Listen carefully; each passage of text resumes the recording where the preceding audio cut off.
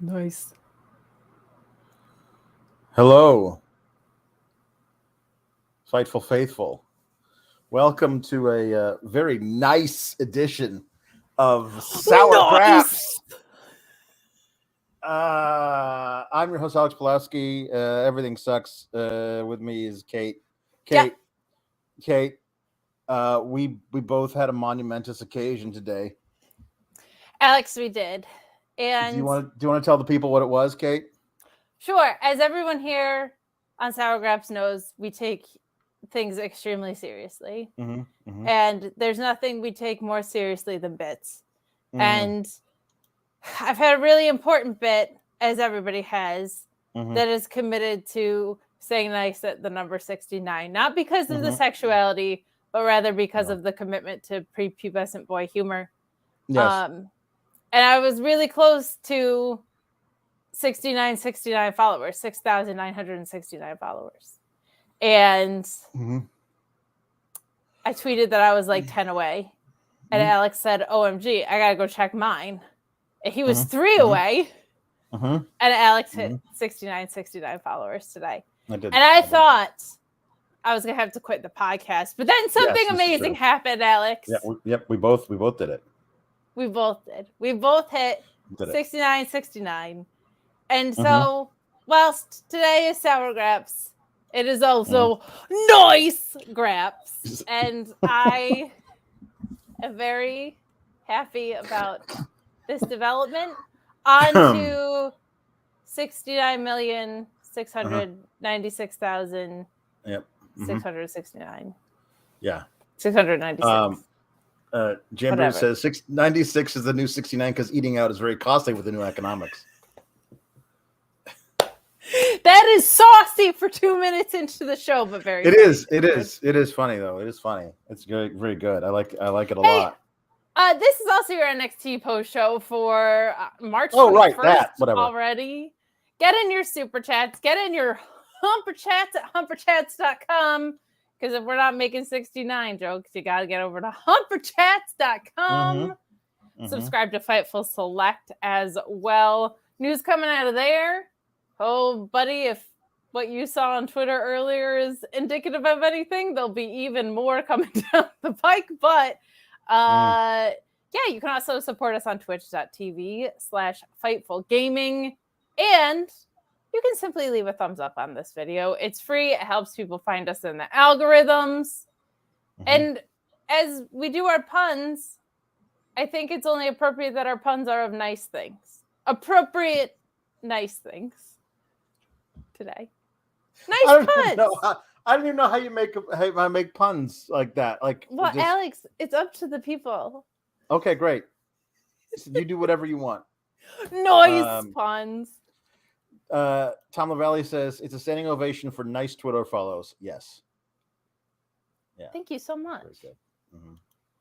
JW Pringle says Alex, Kate, Papa Paul, Sisters, Meat Man, Beard of Jam, Louise. Happy nice 6969 day, you degenerates. That's us. You. That's us. We're degenerates for sure. I mean, within reason. Something along those lines as well. Yes, sure. No. People are weird and gross. Well, no, not you guys. You guys are cool. We retain full discretion on whether or not we will read your 69 puns. Be nice to Luis on the air. Listen, you start throwing out really rancid humor puns. My dad watches the show. Be nice. I may not read them, and then you're out of that money. So there you go. Just nice puns. Yeah. For example, insert Clementine Knox pun, says Tegan Noix. That's excellent. Yeah, there you go. That's good. Noix. Also, I want to nice with you on a mountain. I want to nice with you in the sea. Oh my God, what a banger. I want to nice like this forever. Until the nice falls down over me. Alex. Yep. Mm-hmm. NXT was not that nice today. It wasn't the worst, but it was not noise. And I think, if we're grading on a curve of noise, that's a pretty tough grade. On a scale of 1 to 69, it was like a 20.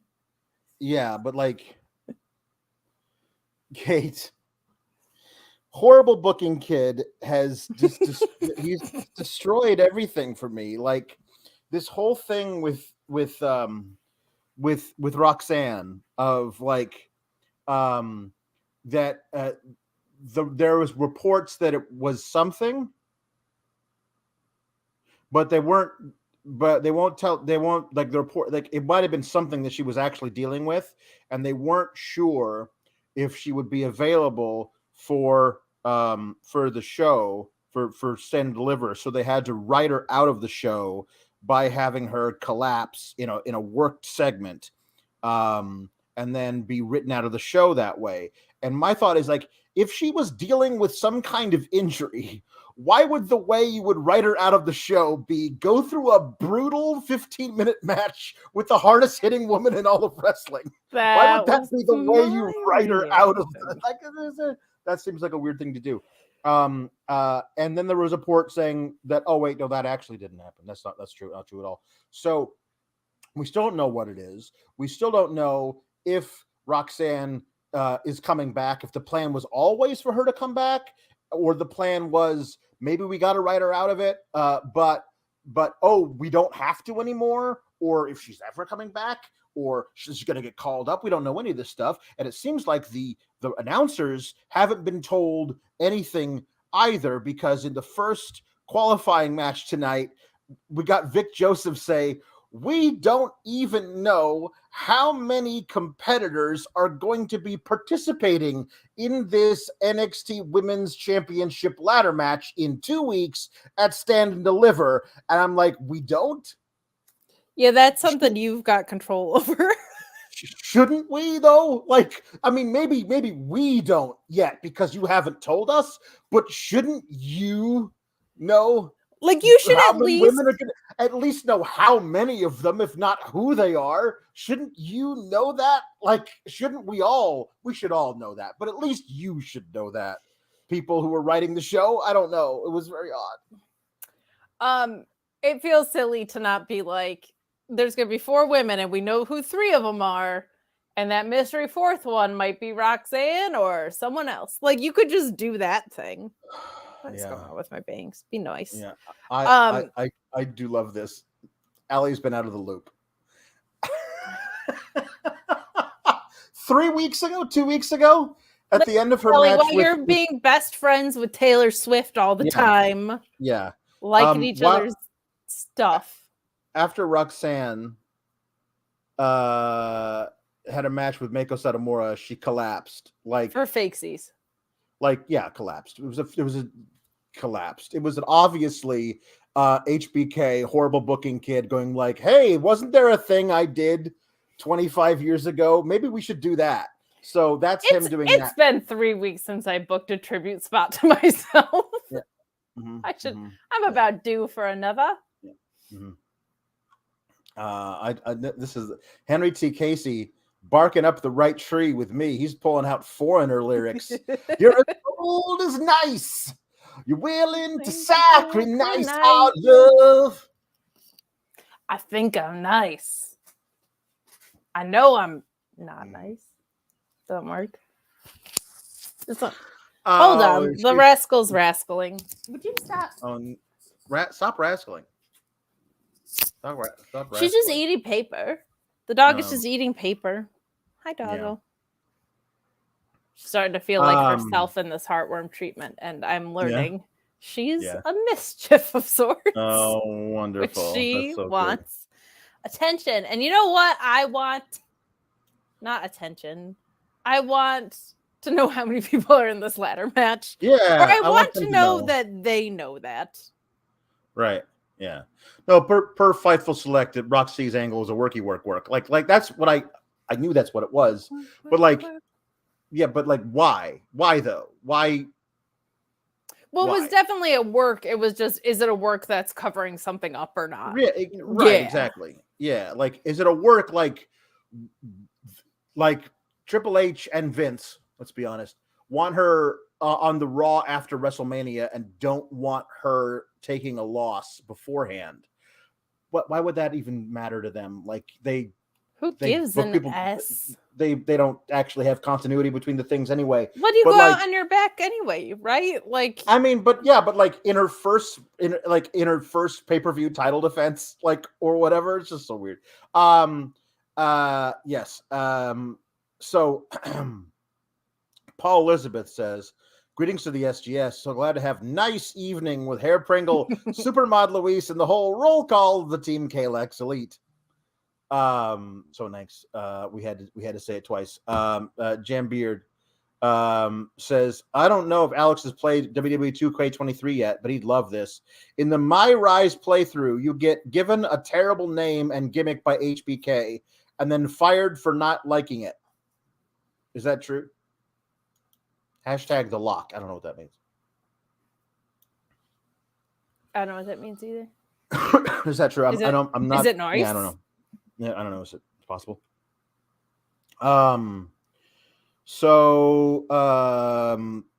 Yeah, the Alex, are you in the ladder match? I'm not. Okay, but I don't know if anybody else is either. I don't think I am, but I haven't been told definitively either way. Mm-hmm. Right. Oh, the lock is the gimmick they give you in the game. Is it really? I guess so. Okay. I know one thing about video games, and it's Red Dead Redemption 2, and it's that Alex made me cry in a playthrough. Yeah. I did it. I did it on purpose. I think I'm nice. And you know I'm neato. I got respect that drives the girls mild. Yeah. I don't know if he's neato, to be honest. The Gargano and Waller video package makes me even angrier that they showed the beginning of the thing, because it was... Alex, I laughed at it this time.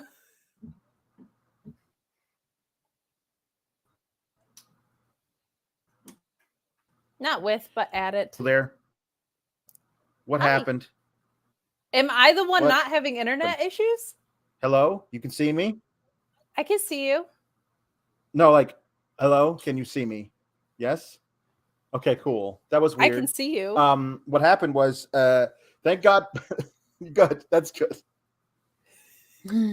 Everything's running off battery power in my laptop, which is nice. Noise. I accidentally kicked the what do you call it? Power strip by my feet, and so everything else turned off around me. And I was like, wait, what happened? Oh my God, it's Malachi Black. It is. It's me. It's Malachi Black. You beat me to 69 followers. I did. I'm gifting you my crappy internet. How's that? I guess it's terrible. Yeah, it should be fine now. I'm not, like, the internet the Wi-Fi I'm connected to is downstairs. So hopefully that'll be better soon. Gotcha. Yeah, that's weird. Anyway, still so mad of how they did Candace so dirty, especially. Man. So the Yes Boys come out. One of them is wearing a shoulder holster for a purse. Is that a new thing? Is that fashion? This is the third day in a row I've worn a plaid or a flannel shirt, so you're asking the wrong gal. I don't know what to tell you. I'm gonna say the Yes Boys are more fashionable than I am. Right. Yeah. It's true. I don't even have novelty shirts like this guy. Yeah. Oh yeah, this is true. We talk about this to you, and I sent you this thing as well. The Wallaby Paul brother, Grayson Waller, wants to steal my gimmick for Tony D. He wants to win the U.S. title, rename it the Australian title. So this guy this Australian mother humper blocked me on Twitter and is stealing my idea, which is an awesome idea, that Tony D wins the North American Championship and renames it the Italian American Championship. But now he says, I'm going to win the U.S. title and rename it the Australian title. I mean, that's pretty good heel work to block you and then steal your idea. It's very good heel work. What a great heel he is. But I was like, why wait until you're on the main roster? Hopefully that won't be for a very long time. Maybe win the North American title, and since you're from Sydney, why don't you change it to the South Australian title? See, you get to steal my gimmick weeks beforehand, you know. And we know who his first title defense would be against. Yes, it's true. Kangaroo Jack. This one is not sent in via Humper or Super Chat, but I have to say it because the nicest Lex Luger is very, very good. Ricardo coming in with nice baby. Vanilla, nice baby. One LT photo, nice. The puns are nice puns. They're noise puns. They're noise puns. I mean, if somebody explained it to LT photo. Alex had 6,969 followers on Twitter today, and so did I. And because we both did, we were like, nice. And so the puns are noise. Right. There you go. Yes. That's it. That's all of it. The Yes Boys come out. One of them's wearing a shoulder holster for a purse. I don't know why. Maybe this is good fashion. I don't know. Why aren't you? I don't know. Listen, if I had a shoulder holster, I would wear it all the time, but I don't. I should see if I can find one. Maybe they sell those on Amazon. WWEshop.com. Get your Yes Boy shoulder holster. Okay. So they talk crap about everybody. The Gallus boys cheated, and they have bad. They're very hairy, and then Carmelo and Braun snuck up on them or something, and then they get interrupted by Carmelo and Trick Williams, and Trick challenges them to a tag match between Carmelo and Braun Breaker, and Carmelo's like, "What?" And Carmelo's like, I don't want to do that because I was like, I get it. I don't want to tag with the guy I'm going to face in a match because that's dumb. What a novel concept. Yep. I don't want to tag with the guy I'm supposed to be facing in the weekend. Yep. Braun Breaker comes out to save them from a beatdown by the guys wearing high fashion.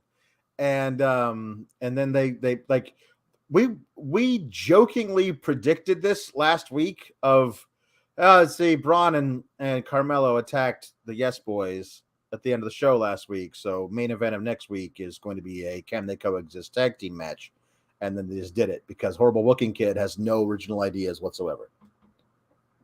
I mean, they did this yesterday with Asuka and Bianca. Yep, exactly. Not even a 24-hour life. The American Nightmare, Cody Rhodes. The Rhodes to Nicelemania. Yeah, there you go. That's good. Yeah. So again, the thing that obviously they said. Alex,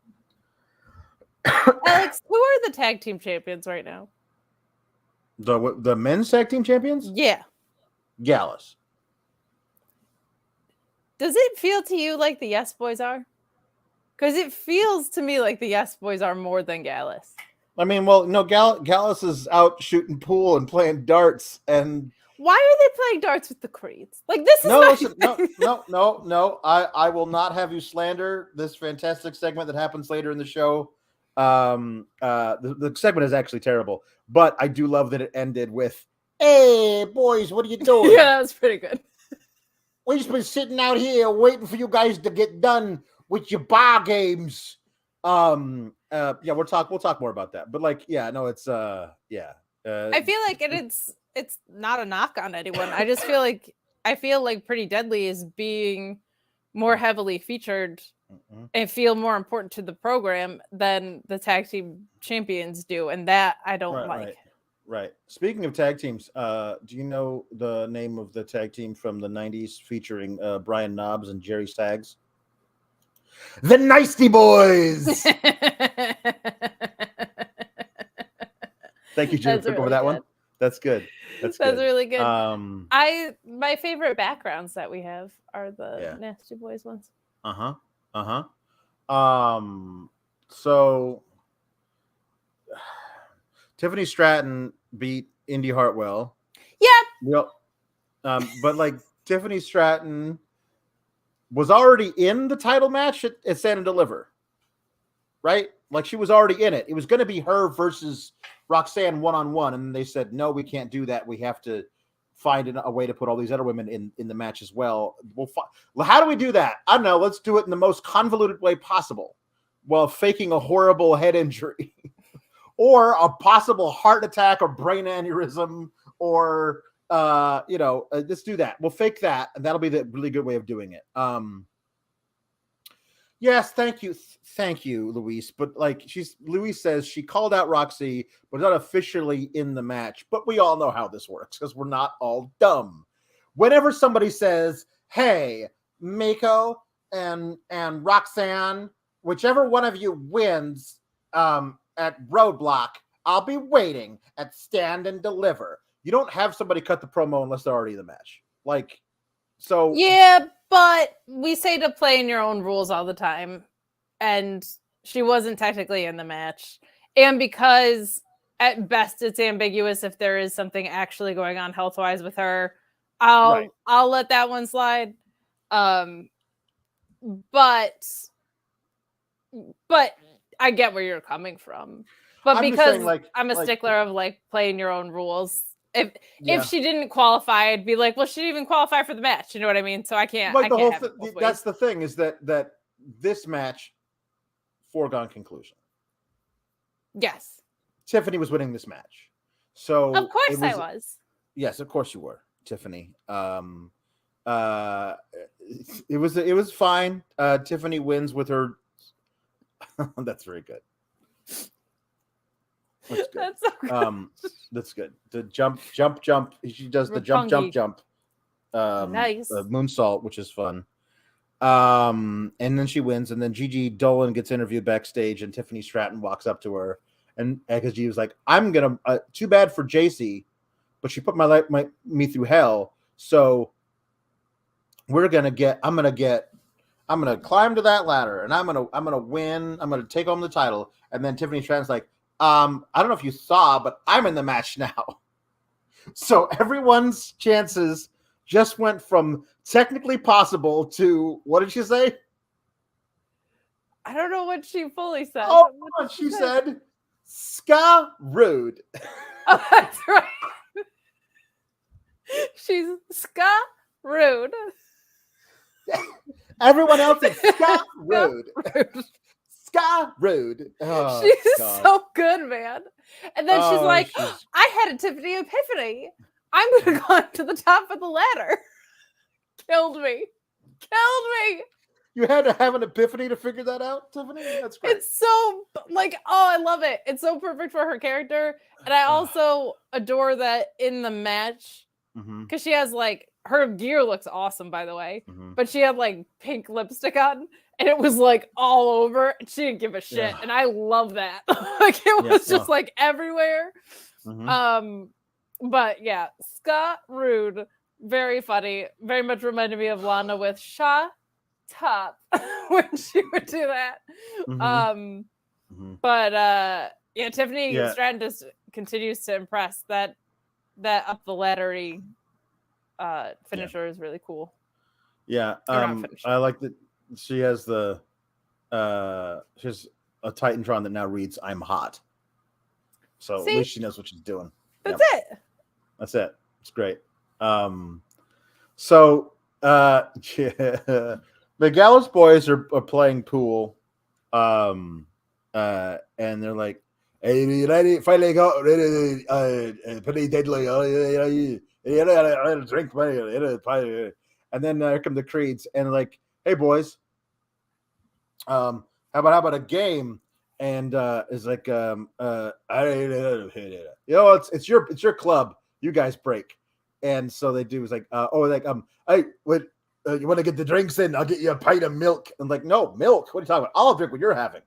But this guy over here, he's a little too wild. Maybe just water for him. And I was like, is that like a thing? I was like, is Julius Creed, is Jacob Casper a for real teetotaler? Like, does he not drink in real life and wants that to be his character as well? I don't know. It's interesting. So they have pool and I would believe it if you look at that guy. He does not seem like a guy who's like, you know what I should do? Put poison in my body. No. Yes, that's true. Very true. But anyway, the Gallus beats them pretty easily at pool, and this is our game, our real game, darts. And as good as Gallus is at pool, that's how bad they are at darts. I'm pretty sure they were throwing the darts backwards because they were bouncing off the dartboard, which is hard to do. And so, yes, the Creeds beat them at darts and like, all right, but no more of these games. We want to face you guys for the titles at Stand and Deliver. And of course, the Gallus says, so then they go out, they agree to have that match, and then they go out to the parking lot, and there's Tony D just leaning up against the cars like, hey, you boys finally got done playing your bar games.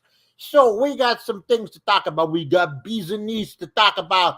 Hey, we're going to have a match. Hey, we're talking about Stay and Deliver. And so they go back in, and apparently that's what we're going to get. We're going to triple threat with those three teams, which should be a lot of fun. A tag showcase, if you would. I guess not, because the titles are actually in this. The titles are on the line, so that's good. A little different.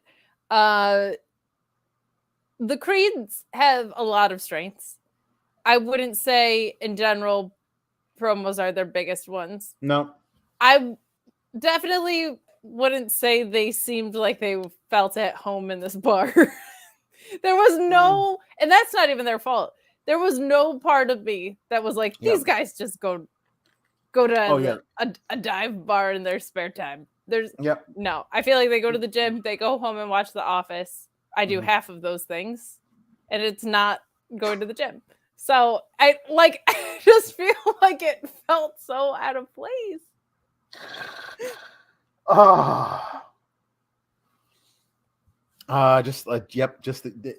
That's it. Right? It's great. Went to the gym, showered, got my post-workout protein, mocha choca bullshit in a shaker, probably. Popped on The Office. Iced up, probably. Went to bed. It doesn't feel like they're certainly, you can't tell me they're sitting around shooting darts. What? Okay, so it says here, Luis says here, the three teams end up hungover. Is that a thing that happened? Did I miss that? Not that Luis, I was noticed. that a thing that happened? Because you know how they do the thing where like that. Here's what they said. Up next, it's the great debate between Schism and Chase, and I just clicked that off. I turned off the TV and I didn't watch any of it. So it's possible when they came back from the commercial break, they okay. All right. Well, they ended up hungover before the main event. Well, then I turned on my TV too late, I guess. Too bad. Oh, darn. All right. By the way, the pun counter says 26 puns in a proposition, which just pops me huge. That sounds really good.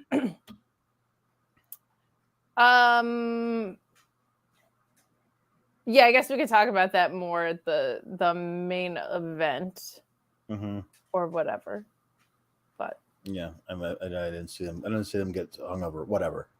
That match should be fun. That match, the triple threat tag match, should be fun. I think that Stacks has improved a lot, and I think the other five guys are really, really solid in the ring. Julius Creed is amazing, and Tony D's always impressive. So yeah, that should be a really fun triple threat tag. I have a question. Yeah. Say post WrestleMania between Raw after Mania and SummerSlam. Who are you calling up and when? Because we're at a point where it's like kind of bubbling over. I don't know. Hunter can't figure out what to do with the people he's got on his roster already. Right. We're going to have to do a round of cuts. You know, like they always do cuts after Mania. So we're going to do a round of cuts. Like he can't figure out to do what he's got. They did a 3-hour Raw and had 5 matches on it, and one of them was 40 seconds long. Like Hunter doesn't know what to do with the talent he's already got. So like who do you bring up? I don't know. Literally any of the 3 teams that are in this tag title match. I mean, Tony, like not really as a team, but like Tony D'Angelo with, and actually you could give him a whole family of people to do stuff with.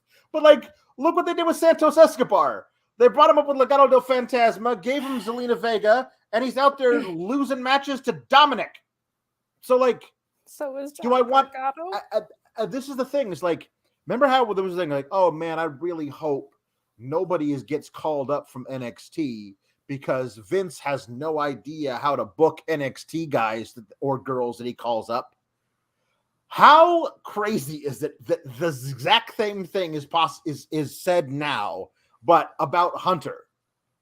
Yeah, because I don't know. Like there's really great ways of using a lot of the talent they have at NXT on the main roster, but I don't think they will. Just kind of feel like if the Creeds aren't chasing the titles, they don't belong in NXT.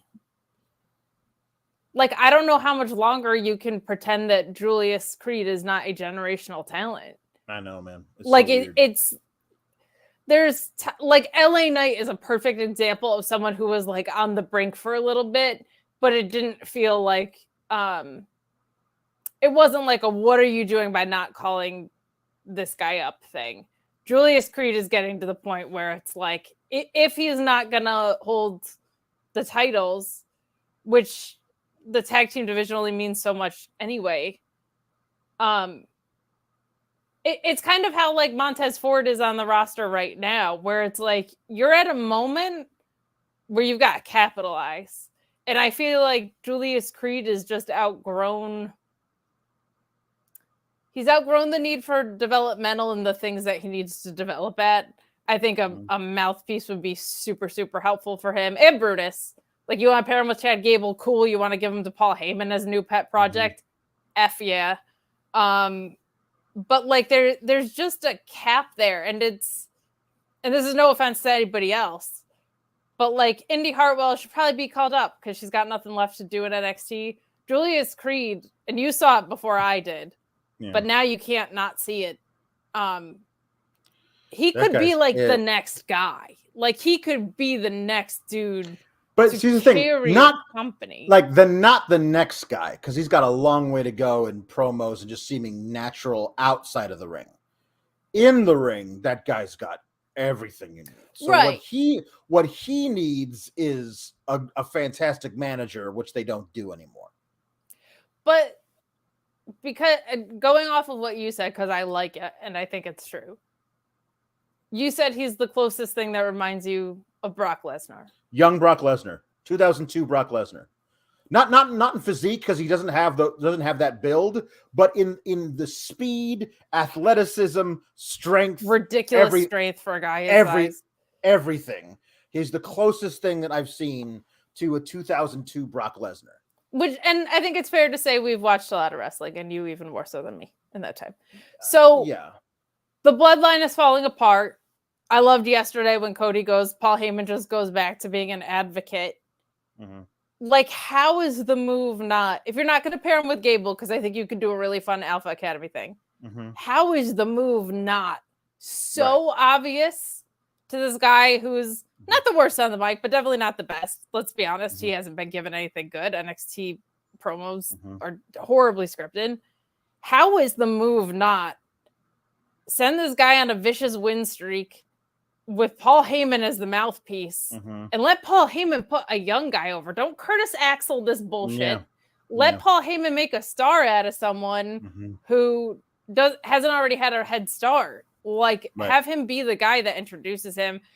To me, it just feels like it's at that point. And that's no offense to Brutus or anybody else on the roster. It's just getting to the point where it's like getting a little ridiculous that you don't call up Julius Creed to do exactly that or something close. I love your U.S. title idea. I would probably have it be Julius who answers the call at that point. Right. I don't know. Like if they're going to break Otis off of Chad Gable, just give the Creeds to Chad Gable as the actual Alpha Academy. So much fun to be had there. So much fun. And I mean, like, not even fun. Like, make them Team Angle 2.0. Make them world beaters. Fun to watch them wrestle. Sure. I don't mean keep them in comedy mode. Because, because Shoosh and Thank You is fun, but like, if you put Gable and Julius and like together, that's two of the absolute freak athletes, and like Brutus is fun, and he's very strong, and I'm not saying he's bad, but he ain't his brother. I mean, like, it's weird to me, like how much like that guy is just it. And anyway, yes, I would say the Creeds are a prime candidate to be called up, but like, then you got to do something with them, and I don't know what they're going to do with them. They got a bunch of tag teams they can't figure out what to do with. So many tag teams are like, gosh, let's do one of those fatal 4-way things for the tag teams on the showcase matches.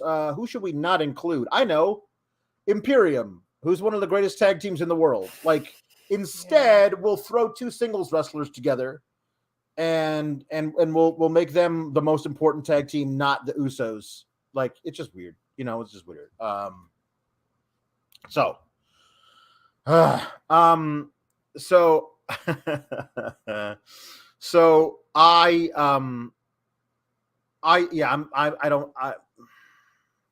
know. I don't know what you do there with that. I feel like there's some people who have outgrown NXT. Like Zoe Stark is another one, but I don't think it's like damaging to have her in NXT. The other thing is, like, here's somebody we're about to talk about. Okay, Ilja Dragunov. What do you do with him on the main roster? I feel like they're stalling them for NXT Europe. I feel like this is just a Passover until NXT Europe gets. Is that even gonna be a thing? Like, I mean, like, I don't know. Like, I haven't. To Fightful Select, because Sean said to expect an update in the summertime. Okay, well, that's good, I guess. It's so weird, man. I don't know. But like, I always think like the place where Vince would definitely use Dragunov is just like another guy in Walter's stable, which is so funny because they fought against each other so many times, but Vince doesn't know that. He's just like, oh, this guy's also from Europe, and therefore we already have one of those stables. We can't do anything else without. That's ridiculous. Anyway, I should mention very quickly, Horse Girl and Porn Accountant are very angry at each other. What Horse the Girl, hell was this tonight? Horse Girl. Who's like the net of that segment? Horse Girl confronts Porn Accountant about Beej. And I saw your planner. Like, how did you even get into my office? How did you sneak by security? Says Kiana James 3 times during this scene. She's very concerned about how security was able to let her in. But anyway, well, you would be too if you parked in the NXT parking lot. I guess so. So what we're doing here is, she says, I saw your planner. I know all about Sebastian. And Kiana James immediately is like, oh yeah, I'm totally screwing that guy. I should ruin. And I should probably, I was like, you can't tell Beej. I have to tell Beej. It should come from me. So like Fallon has been like, I know you're cheating on him. I know you are. Yeah, you're right. I am. Please just let me talk talk to Beej, and Fallon's like, yeah, okay, you deserve that. No, he doesn't. You hate her. You've hated her since day one, and it doesn't matter that you're now tag champions who aren't going to be champions after stand and deliver. It was just so bad, man. I don't know, man. It's just don't even. I don't know what this whole thing is. Later in the night, they get jumped by Ilja. They get jumped by Ilja. Dragunov that would have ended poorly. Awesome. That would have ended poorly for both of them. Ilja, Dawn, and Alba Fire. Ilja, Dragunov, and Alba Fire. My God. I don't know, man. Yeah. Kim Gray says, what a time to tune in, Kate losing it. Well, that's because in this segment, they're both just yelling at each other. It sounds like if you tune into The View at the wrong time and all five people are just talking and shouting over each other at the same time. The two of them were just like, ah! Anytime is the wrong time to tune in to The View. Touche. I don't know why it became like a woman in my like a 47-year-old woman and pulled out of the reference to The View, but Sheila, did you watch The View? I didn't catch it. Whoopi was very angry about something. I came in late, so I had no idea what they were talking about, but they were very, very angry at each other. Anyway, that's every episode of The View. Bye. Well, I had to put the curlers in my hair, and then I was waiting for The Price is Right. Because, I would much rather watch The Price is Right than The View. Who wouldn't? I love that Drew Carey, if he's the one who's still hosting. Oh, no. I haven't watched The Price is Right since the Bob Barker. I don't like that Drew Carey. I do not like that Drew Carey. You know why? I have not liked him because he was so mean to the Mimi on his other show. He was so mean to the Mimi, and I was like, no, you don't get to be mean to the Mimi. And then also now host my favorite game show. You know what I do? I go on the Game Show Network and I watch reruns of the Bob Barker. Because I love the Game Show Network. Do you watch The Password? No, yeah, I love The Password. I watch the Press Your Luck. I watch the Wheel of Fortune. Do you watch the I watch the Card Sharks. Of course, I watch the Card Sharks. What are you talking about? And then I watch the Win, Lose, or Draw. Did you ever watch that? It's so good. Oh, I love it. And the no whammies, Press Your Luck. Yeah, that's the Press Your Luck. I love the Press Your Luck. Oh, who doesn't love the Press Your Luck? I also love the Match Game. Because that was, my God, the Match Game. That was from my time. It was a wonderful time. Yeah, I loved the Charles Nelson Riley. Anytime he's on any game show, I stop the clicker right there. He was so bad. What the hell are we doing? I don't know. This is the improv hour with Kate and Alex. So anyway. Jeeves says, I need Alex angrily grumbling and punching the air and Kate screeching at the same time, please. LOL. Thanks. Somebody just has to edit those two things together. It'll be great. So Jambeard says, give the creeds to Gable and make that stable as Team Angle 2.0. Yeah, sure. I like that idea. So Wesley cuts a promo talking about who's going to be in his. He gets to choose the people in his match, and he's interrupted by Dragon Lee, who's like, "I really want to be a part of this." Hey, that sounds good to me. And then interrupted by JD McDonagh, and I was like, "Oh, I didn't have that. I didn't have him in here." I was like, "All right, fine," because then obviously Dragunov is going to be in it as well, and Dragunov interrupts JD McDonagh. And then Ilja Dragunov and JD McDonagh is the best thing on the show by a mile, and then they ruin it with a disqualification. But then again, if they're both going to be in the North American title match, then you kind of have to have them be protected. So I get that part, but it's also just we watched these two men batter the crap out of each other for 20 minutes. And then one of them, once they start fighting next to Dragon Lee, who's watching the match in an office chair, I'm like, one of them's going to throw the other one to Dragon Lee, and Dragon Lee's going to take exception to it, and then Dragon Lee's going to punch one of them, and there's going to be a big brawl, and then Wesley's going to come down. He's going to jump off the top rope onto the whole pile, and they're going to brawl a bunch. And I hate like being immediately taken out of a match because the finish is so obvious. Well, like as soon as you see Dragon Lee at ringside, you're like, well, Dragon Lee's going to get involved. Just it's a matter of time when that happens. Everything leading up to that was so great, but I hate just knowing that there's no reason for me to pay attention to the finish of a match because they're not going to actually do anything with it. Anyway, the match was amazing. It might be the best match those two guys have ever wrestled against each other, except for the fact that there wasn't a clean finish in any way. But such a weird way to get to this match with Wesley. Like, this is just such a convoluted path. It's different. I'll give them that. We haven't seen Shawn Michaels hand over the booking. Maybe he should do it more often.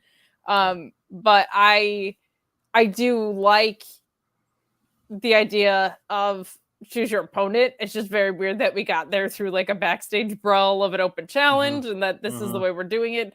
This match was incredible. It was so, Alex, it was so noise. It was so 69 followers noise today. Really, really, really good stuff from both of them. Ilja Dragunov, man, there's just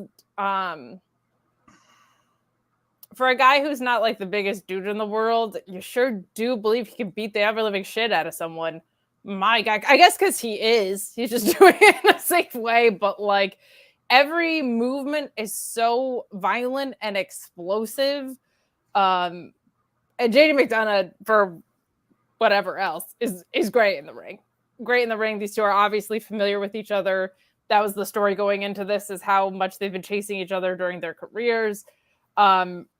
Really, really strong stuff. This is kind of like Ricochet and Gable yesterday, where you're just like, I'm in for the ride of something that's ultimately not going to matter that much just because it's such great professional wrestling. Hated the ending because I don't even like the way that they got there. I thought it was dumb. If somebody is choosing people to be in a match, I don't think you have to do a DQ ending. Like, I think Wesley could have come out and said, holy hell, that was one of the best matches in NXT history. You guys are both in it. And then whoever ended up winning the match could have been like, well, what was the point of me? What we would all say, was the point of me winning? Right. I think that could have been really fun if Wesley's the one with the power. He can say, like, you guys were both phenomenal. You're both in. And then that gives, let's say Dragunov goes over, another reason to be pissed at McDonagh is because he just beat him, but he's still getting this opportunity. Beautiful. Well, continue the story. What you do is you'd have him come out and say, you're in the match, Dragunov. And like, I want to be in the match too, whatever. You just lost. And have McDonagh like headbutt Wesley. It's like, all right, you're in the match just so I can kick your ass. That's what they would do. They have some kind of okay. Very excited about Dragon Lee being in the match. I'm excited about Dragon Lee being in the match. Seeing him in that kind of match is great. Later, Axiom comes up to Wesley because now there's 4 guys out of 5, including Wesley, and Axiom says, I want to be in the match too.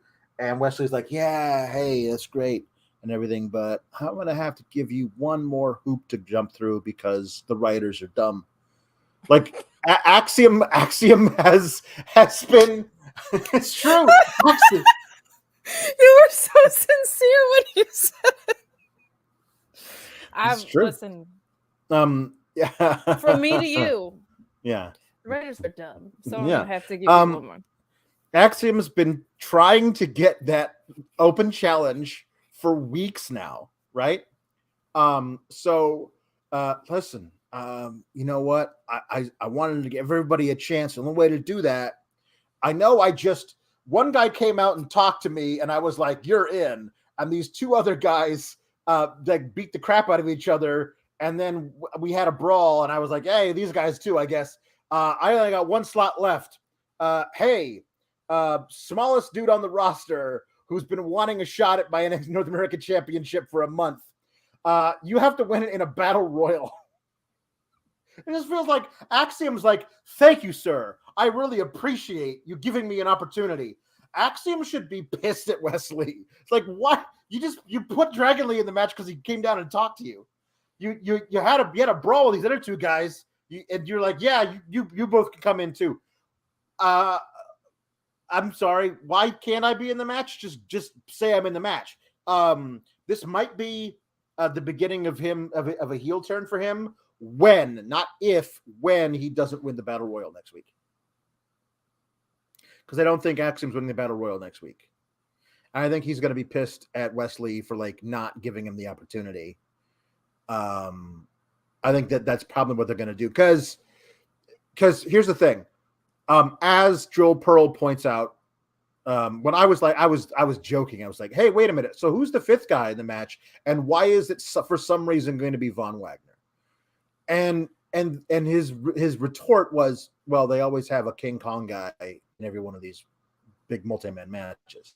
And my thing would be like, yeah, but if that's the case, it shouldn't be Von Wagner. It should be Dijak. I guess they like Jinder and Dabba-Kato is also confronting Wesley because they want to be the big guy in the match, but like, nope, you got to win a Battle Royal. So where's Odyssey Jones? I don't know. It would be the funniest thing in the world if that match featured, as much as I don't like him, I have to include him in this, JD McDonagh, Ilja Dragunov, Wesley, and Dragon Lee, four of the like best workers in the business, and then like Von Wagner. Like, it would be the funniest fucking thing and so perfectly horrible booking, kid, for that to be the thing. Now, I want it to be Axiom. I hope it is. It should be Axiom. Because those five guys going full speed would be like the way to like kick off the show and be like, follow that, motherfuckers. Like, yeah, it's like 7 in the morning and we just tore it down. Yeah. That almost makes me nervous because these ladder matches always go somewhat insane. So as much as I don't want to be Von Wagner, not ladder, 5-man, not a ladder match. That's right. Women are in a ladder match, so there's no having 2 ladder matches on the show. Although that would be a very HBK thing to do. Yes, I am famous for ladder matches. 2 ladder matches. We are having 2. That's right. It is kind of fun to have a big guy in there to slow the pace down a little bit, because as fun as those are, I don't want it to be Von Wagner, but I will say the best that we've seen Von Wagner is in those moments where he's just chucking dudes, because it is the one thing that he is capable of doing. However, Axiom is a phenomenal wrestler, so I would much rather see the phenomenal wrestler in the mix. Pro Wrestling Podcast says, hear me out, bring back Keith Lee so he can keep up with Wesley and Dragon Lee, and they can be the Lee 3. Xia Li. Bring Xia Li back down. She's not doing anything on SmackDown. Then you could have an awesome faction battle with the Schism and Chase U, which for some reason has drawn in Tyler Bate into their terribleness. So yes, Jambeard says Vern Wegner is going to win the North American Championship, so that's good. Odyssey Jones, Hank Walker, Drew Gulak. There's a bunch of people who are going to be in the big battle royal next week. See, Odyssey Jones with those guys, that'd be fun. That would be really cool. If they decided, hey, out of the blue, the biggest dude on the roster wins the battle royal, as he probably should. And we haven't seen this guy in a long time in this kind of situation, but hey, he was in the battle royal and won it, so he deserves to be in the match, and then he could just be great, Apollo Crews is in this match, Nathan Frazier, Scraps, other things as well. So Jam Beard says, Alex, if Vince was still booking, Ilja would get booked as the next foreign heel for American Cody Rhodes to beat, just like Hulk Hogan in the 80s. I mean, they're already having, like, if this isn't telling you immediately what's going to happen for Cody following his victory over Roman Reigns at WrestleMania.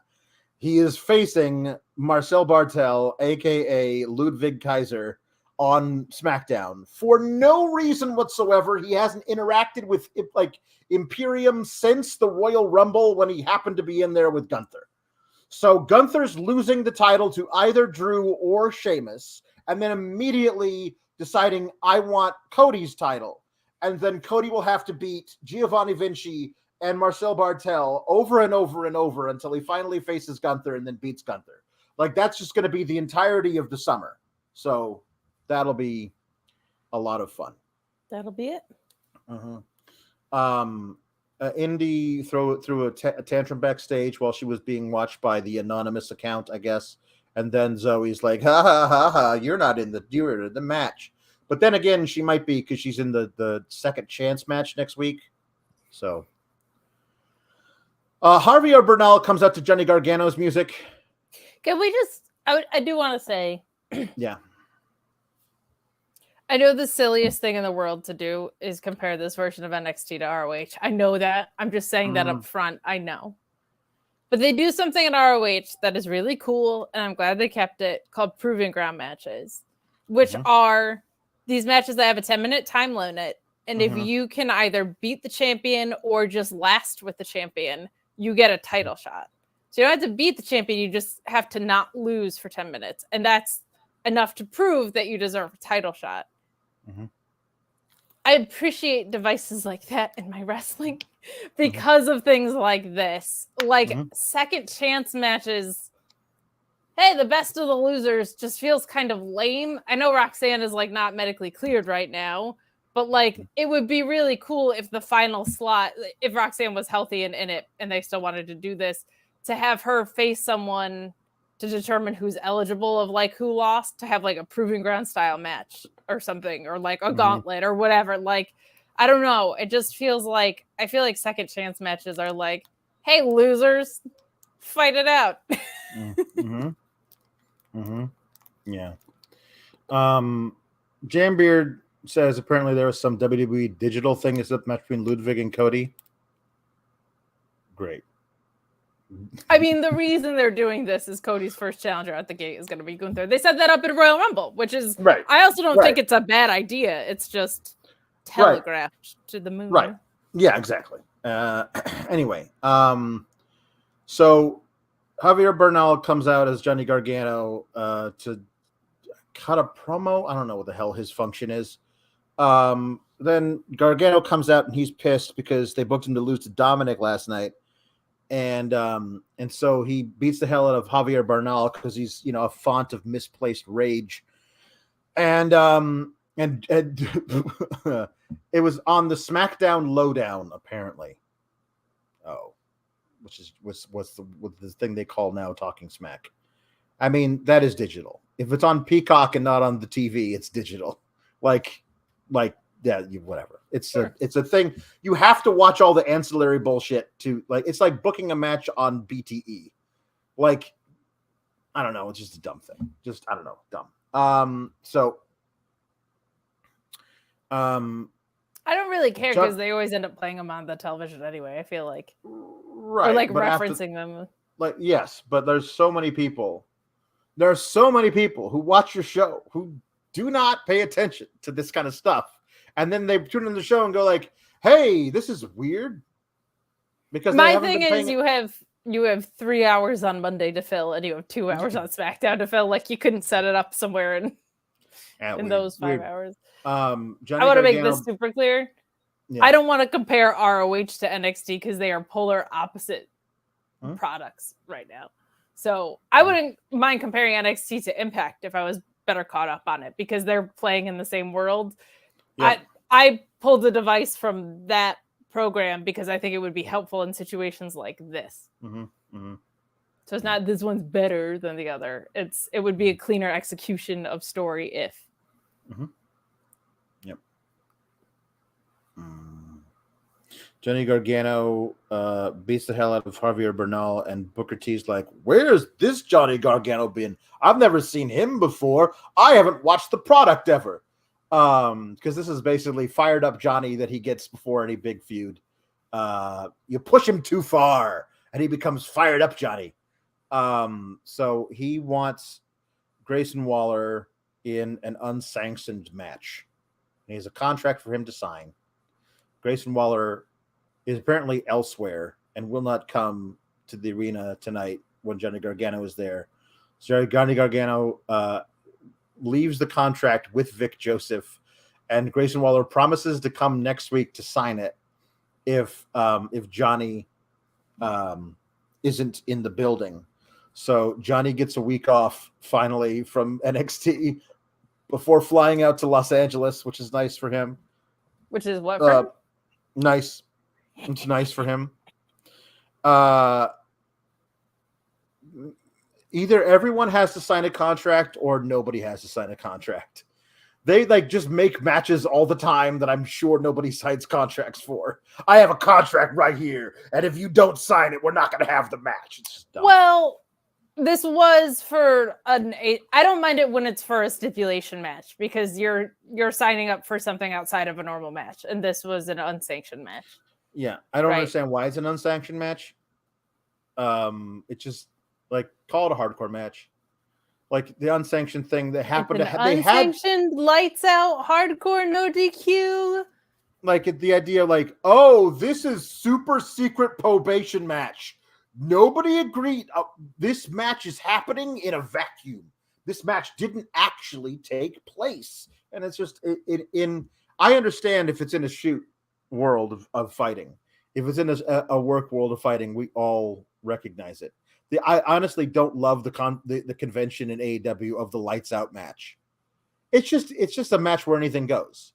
Like the idea of we say that this match isn't actually taking place so that if anything happens, AEW cannot be found liable. If you kill your opponent in this match, we don't have to pay for their funeral. Well, like it's a bunch of convoluted bullshit. I thought that makes more sense if you have records that you're paying attention to. Like that made more sense with the standings because you're trying to protect people from taking losses that count on the record. This, I think, is doing it to let Gargano win without. What are you giggling about? I've been giggling about this because I'm pretty sure this is right. Adv Devon wasn't the first unsanctioned match between HBK and Y2J and Forgiven 2008. So he's doing it again, Kate. This is the Jesse Pinkman meme. He can't keep getting away with this. He can't keep getting away with this. I'm kind of in on it, to be honest.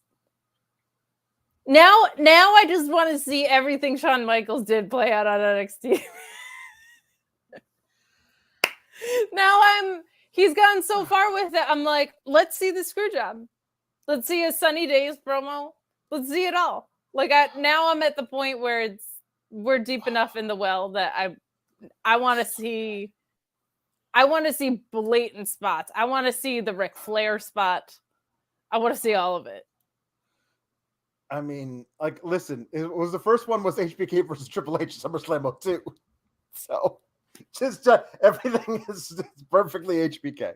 No, it wasn't that HBK one that was the first one. It was this. It was HBK a different HBK one that was the first one. I'm impressed. 3 tribute spots to yourself in what, 6 weeks? Yeah, it's impressive. Yeah.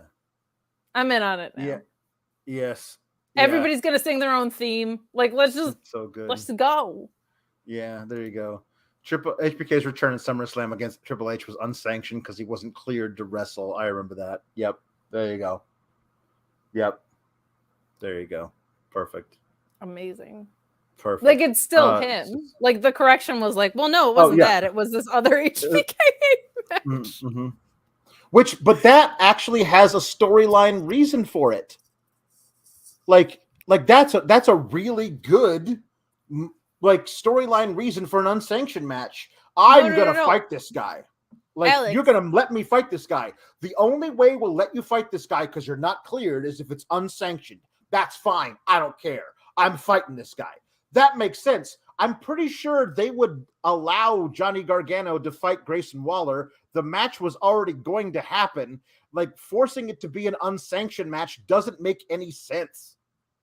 Sure it does, because Alex, Johnny Gargano doesn't know what he's going to do to Grayson Waller after he beat him up in front of his wife and kid. Oh, yeah, I forgot. It also tips off the hand as to who's winning here, right? Mm-hmm.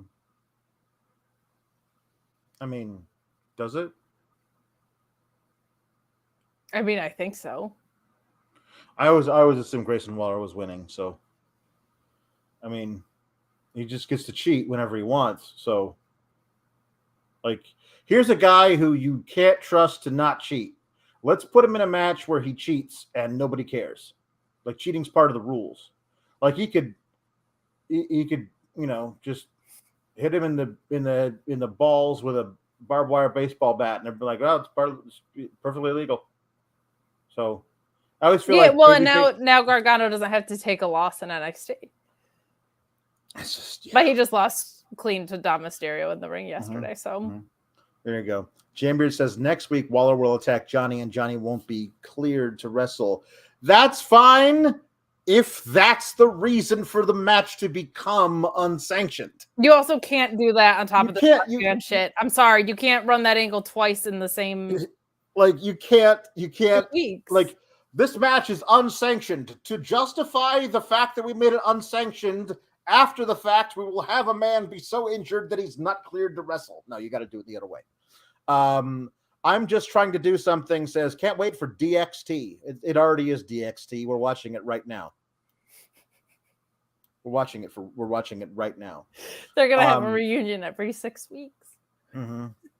Yeah, Gargano was banned from the building, so Waller can sign the contract. He said.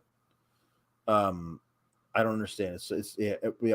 Why is everything so goddamn convoluted? Says because HBK is playing 3D chess, baby. Also, remember the second episode of NXT that had Robert Stone and Zion Quinn singing "Sexy Boy"? He's been doing self tributes for over 2 effing years, says Luis. Xavier says the next HBK story.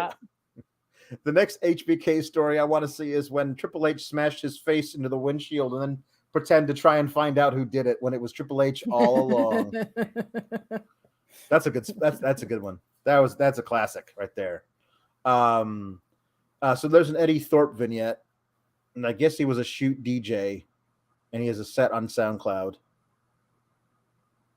This was just weird because he was talking about like advancing culture for his people through DJing. I just don't know anything about DJing. I'm going to honor my ancestors in whatever Native American tribe he is from. By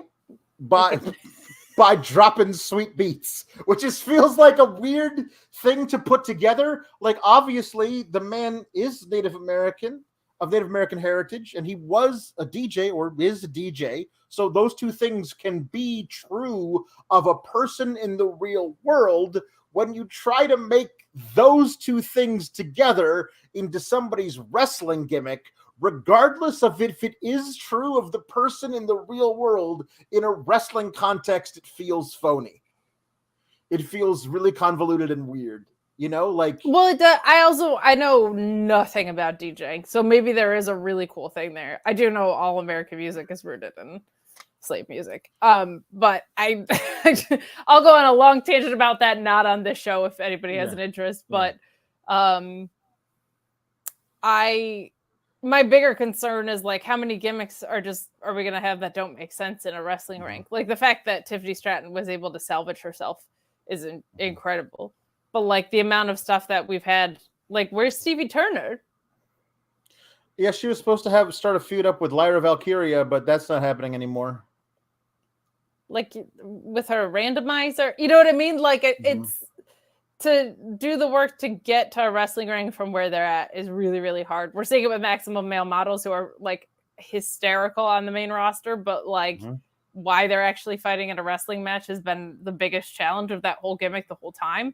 No, sorry, not Native American, Aboriginal. I'm sorry, he's from Australia. Okay. Don't know why that thing happened in my head, but yeah. Maybe it's because the Dreamcatchers thing to me, I always associate that with Native American culture. Yeah. Is Dreamcatchers a thing also in Australia? Because that would be crazy if two separate cultures, worlds apart, created the exact same artwork. Yeah, I don't know. I don't know. Yeah, I don't know. David0369 says there'll be a casket match and Horrible Booking Kid will ask someone to take a bump on the casket and break their back and then come back 5 years later. Yes. Yeah, that sounds. Yeah. No.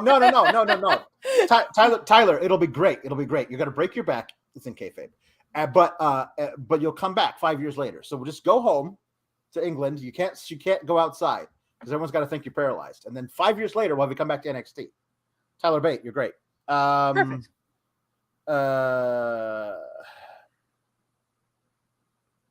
Hank Walker got a vignette, and then Drew and Charlie made fun of him. Mean. Just rude. Hey, he worked a main event match. Regal's Hank kid. Walker did? No, Charlie Dempsey did. Yeah. Regal's, yeah. And I say Regal's kid because he's so obviously Regal's kid. And your boy, your boy Bob's your uncle did too. I'm Bob's your uncle. Yep, there you go. You can't see Stevie unless you're subbed. Too many ads. White 12 also had a great one. Candice, hey, let's watch my husband get beat up. It's real good. Very good. Alan Katie, no one cares about NXT. Get to the puns. All right, fine. I mean, you're right. Yeah. Matthew Plus says we should have a proving ground for Sour Graps listeners, where if you can last 10 minutes, you get sent to an asylum. And David 0369 says, "How'd you get your watching an hour and 11 minutes in?" David 0369 says, at Matthew Plus, how did you get your phone in there? Because he's also in the asylum, apparently. And Matthew Plus says, at David is setting me up. I will not comply. There you go. Auntie Collins says, I don't know what's going on, but supporting my pals. I made some pasta. Do you all want some? Hi, love you, Kate. Oh, I love some. Thank you. Yes, I will take some. Pasta's good. I got water if you want it. Oh, sure. Hold on. Yes, I would like some water. I might parched. Here you go. Hold on.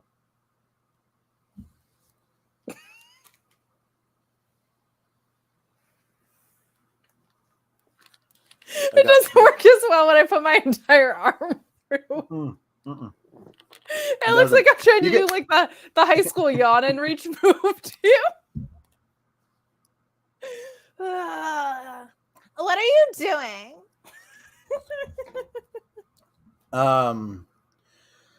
Okay. So yeah. Wait a minute. What's the next thing to do? Let's do some puns. Let's read some puns. All right. Let's do some nice puns. Okay. The Pro Wrestling Podcast says, here's a $1.99 to wine and dine. Hope that's fine. All right. Wine, dine, and dice. Big Show became the 69th WWF champion in 2002. Nice. Says Tom LaValle. Fun fact about the Big Show as well. He turned face and heel 69 times. Each. It's pretty cool. Matthew Plus deciding to not play the game the right way. Say nice puns. Julius and Humane Creed. So not brutish, he's humane. And Matthew Fair Plus enough. instead of Ali Cease, it's Ali Continue. That's just opposites day, Matthew Plus. That's just opposites day, but we'll take your money. Electric Mayhem says Claudio casted nicely. See, that's how it's done.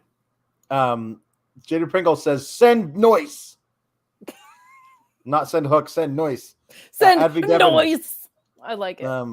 Advi Devon says, quick, north-south position. Nice me, Dawn. Nice me. Very well done.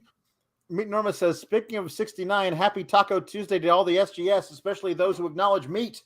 How was NXT? I didn't watch because I love myself. Yeah, man.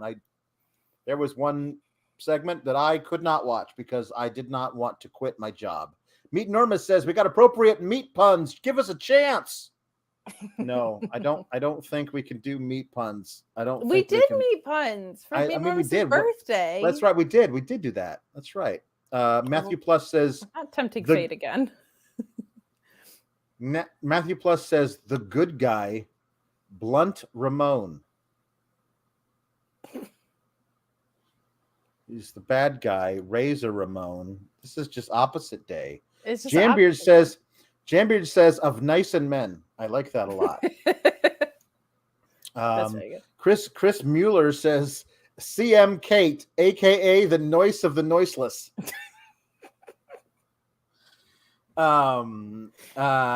Ricardo says you're so nice. You probably think this chat is about you. You're so nice. So nice. You probably think this chat is about you, don't you? Don't you? I don't know what is extremely serious show. Extremely serious show. Chris Pereira says 69 should be known in wrestling circles as the sexy tombstone. Remember, you're not 69ing, you're doing a sexy tombstone. Chris Pereira says very nice, very evil. 69,000. Dom LaValle says when the nice go down in the city and the nice shines on the bay. Oh, I wanna be nice in my city. Whoa, whoa, whoa, whoa, whoa, whoa. I only like us. Nobody else to do this. Jambeard says the nice girls, baby nice, sporty nice, scary nice, ginger nice, and posh nice. You see the movie Nice World? Oh, it's a great one. People of the world, nice up your life. Tom LaValle says the nicer boy, Ric Flair. Woo. He's not so nice. JW Pringle says, hello, ladies. It's Val V nice. That's right. Tom LaValle says, scissor me, daddy nice. That's the catchphrase of one Anthony's Bowens. Mr. Showtime says, send nice the handsome angel. The handsome angel. Jambeard, you know who the boat is, don't you? Of course. Natalia Niceheart. Oh, I thought it was going to be Nice Talia. Natalia Niceheart. Drew Oakley says, congrats to you both on 6969 NWO Nice World Order. Oh, see, I like that. Louis Vale says, Tech Noise Team 2000.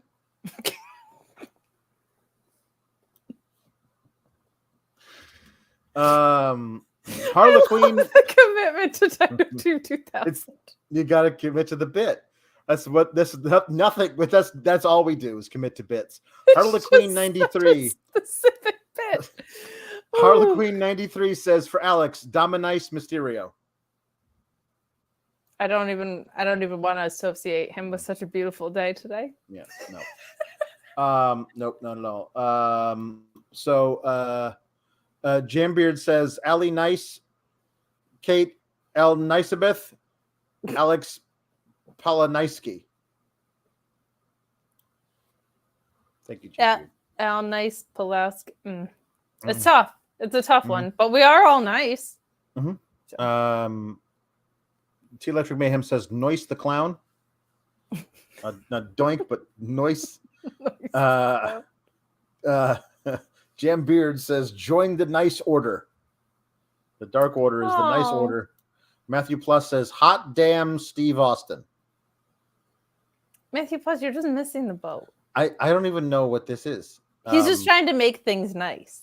Mm-hmm. Which is Plus says, a rare moment for him, so we'll take it. Matthew Plus says the blue nicey. Okay, no, that's excellent. Yeah. That's David O369 says everybody's got a nice for the $1 Million Man, Ted DiBiase. Every man's got a nice. Electric Mayhem says Ivan Niski. That's very good. Jambeard says Noise for life. And Jesse Ozog with nice fever. Go and show it. Nice fever. I like your little dance. This little disco dance. It's very close to Shane McMahon punches.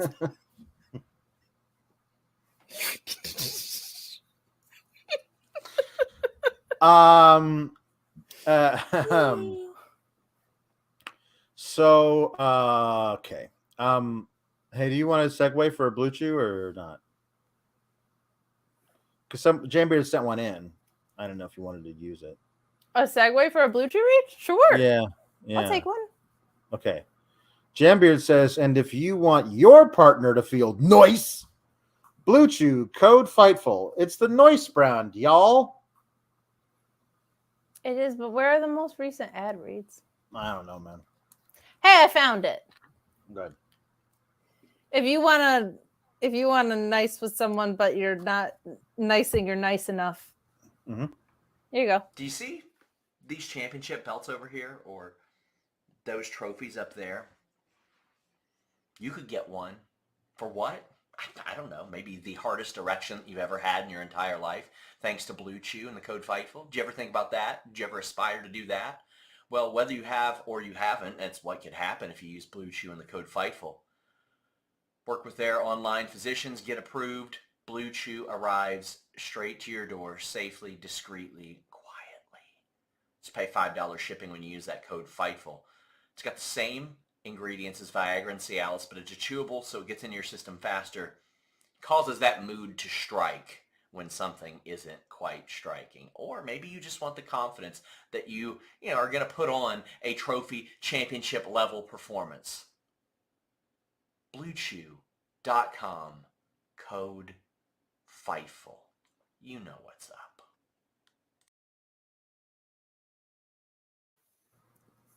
Was Sean in the wrong microphone when he recorded that?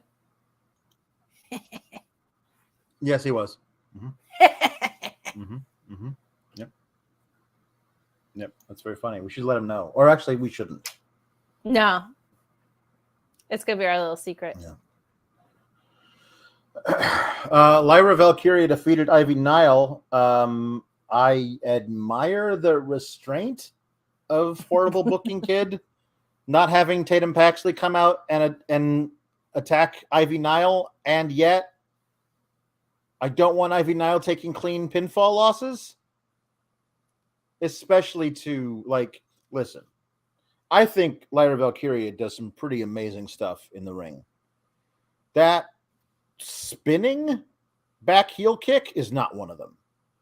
There's no velocity. Yeah. On that thing. You have on the again, it's on a different show and it's a man and not a woman, but you have the most devastating kick in wrestling, which is Malachi Black's spinning back heel kick. If you can't do one that's at least 70% as good as that one, don't attempt it for your finisher, for God's sake. She literally kicked Ivy Nile in this match much harder with 3 different kicks other than this one. Why was this the one that finished her? I've never seen her get any velocity behind that kick. Again, I think Valkyria has a lot of potential, is really, really good, and does a lot of things really, really well. That kick ain't one of them. Shouldn't be your finisher. That's all I'm going to say. I agree. I'll give it a little leeway because it is developmental. If it's something she's working on, I'll give it some breathing room. But you're right, and that she does a lot of other things really well in the ring. And one of the things she does really well in the ring is she hits real damn hard with the rest of her moveset. She is a really, really punishing style. So it looks weaker also comparatively. Oh my God. Did you just hear that jersey sneak in? Comparatively. Ugh. Comparatively. Gross. I sound like my aunts. But no offense to them. Wonderful women. I don't need to adopt their accents. Your aunt's out there catching strays. Like, No. She's great. My godmother was her birthday yesterday. Just very thick Jersey accents. Hysterically thick. And I said comparatively. I'm trying to police myself from slipping down to sounding like I belong at a PTA meeting in North Jersey. I do think that's part of why it looks so weak, is like a lot of her other stuff is really, really hard hitting. Like there are things that she just does in her regular moveset that I feel like could finish somebody because they are really laid in really hard. This is kind of like yesterday on Raw when we were like, we get heels winning clean, and the ones that are winning clean are probably not the ones that should be winning clean. Like Dominic Mysterio shouldn't be winning clean. Who else won clean yesterday? Austin Theory probably shouldn't be winning clean because he's a chicken shit heel. This is almost like that of like, if you are going to use shenanigans, this is the place that it makes the most sense rather than going out of your way to do that, say with JD McDonagh and Ilja Dragunov, for example.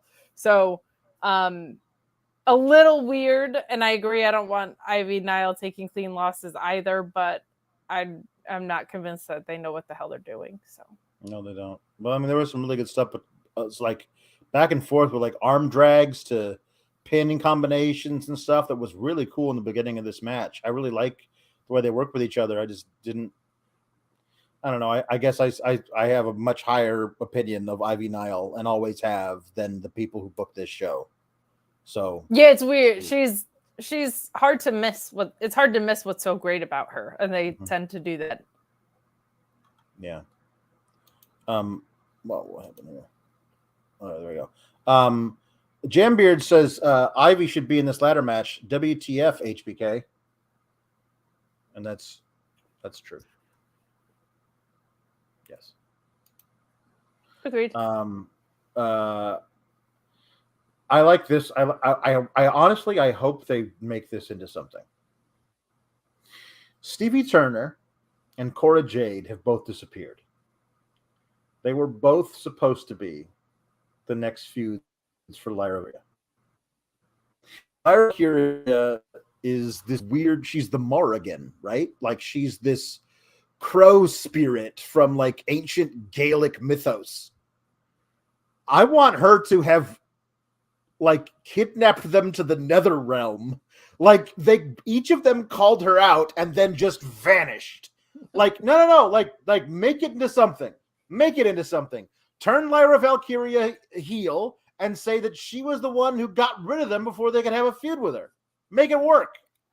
Can she just be a badass who put them on the shelves? I can't handle any more Viking people on the main roster or spooky weirdos. No more. We're capped from no more lore. No more lore. No more lore. Yep.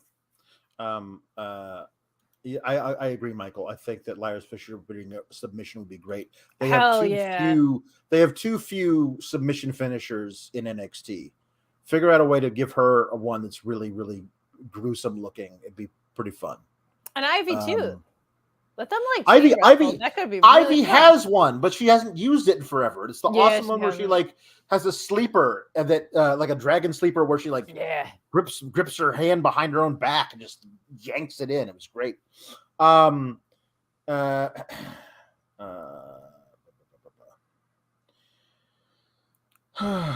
Did I? There we go. No, that's not what I want. I want this over here. This is I put this in a spot where I wanted it. Luis, I'm putting this back where I wanted it. We don't know what you're talking about. That's fine. I'm talking. Is it behind the scenes? Yes, you're talking to Luis. Talking to Luis. I put this where I wanted it. Okay. So,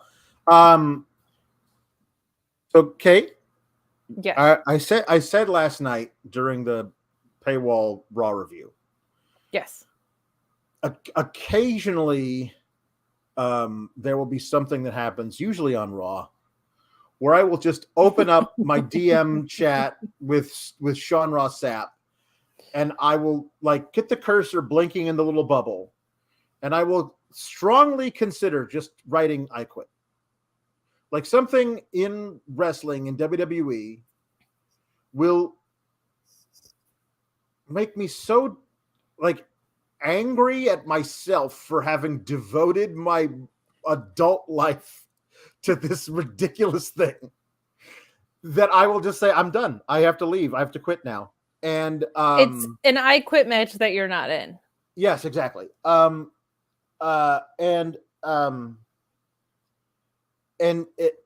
Today was one of those times, and I knew I wouldn't be strong enough to not actually. I knew I wouldn't be strong enough to not actually write the words "I quit" and then hit send.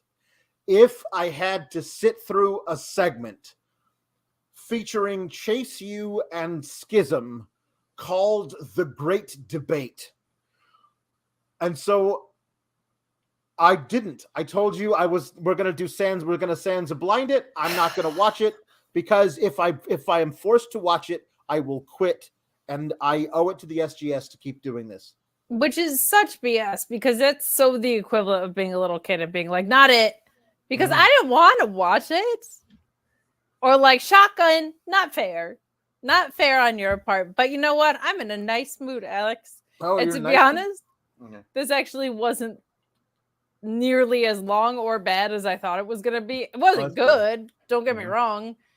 But taste-wise, not for me. But from an actual fundamental wrestling storytelling segment, wasn't the worst.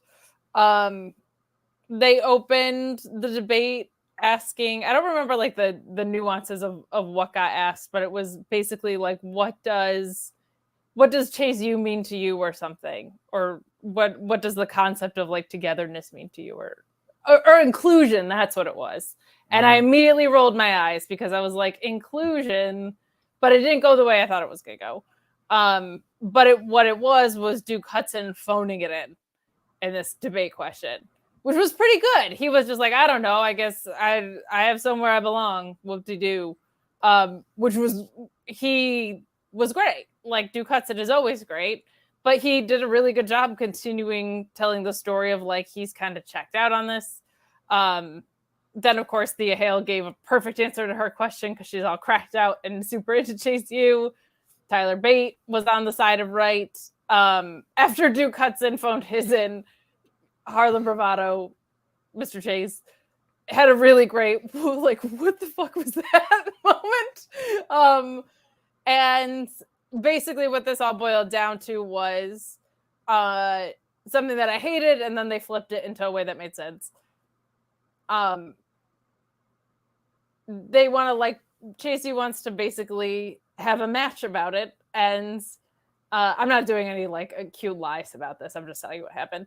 Joe Gacy says, well, why would we fight you? We beat you as a tag team. I beat you in singles competition. There's nothing left to win here. To which I said, why the hell would you have a debate in the first place then if the outcome doesn't matter?